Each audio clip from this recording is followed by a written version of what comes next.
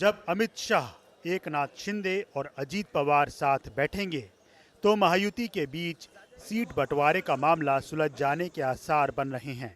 24 और 25 सितंबर को अमित शाह महाराष्ट्र में हैं।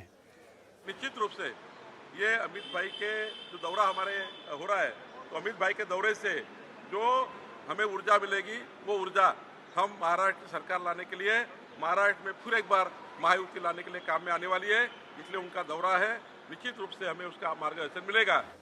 जानकारी के मुताबिक महायुति में 40 सीट ऐसी हैं जिन पर दो दल अपना दावा कर रहे हैं।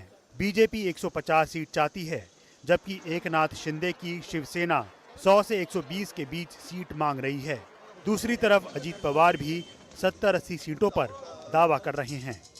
सवाल यह है कि अमित शाह, एकनाथ शिंदे और अजीत पवार की मांग के मद्देनजर क्या इस गुत्थी को सुलझा पाते हैं, ये देखना इंपॉर्टेंट होगा, क्योंकि राज्य में विधानसभा की कुल 288 सीटें हैं और सभी तीनों पार्टियों की मांग को अगर मानना है तो तीनों पार्टियों को अपने रुख में थोड़ी नरमी बरतनी होगी, तभी बात बन पाएगी।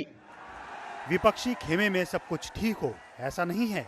शरद पवार वाली एनसीपी और उद्धव की शिवसेना में अब तक 20 सीटों पर बात नहीं बन सकी है। एनसीपी के नेता जयंत पाटिल ने अमित शाह के दौरे पर चुटकी लेते हुए कहा कि वो जितनी बार महाराष्ट्र आएंगे हमें उसका फायदा होगा।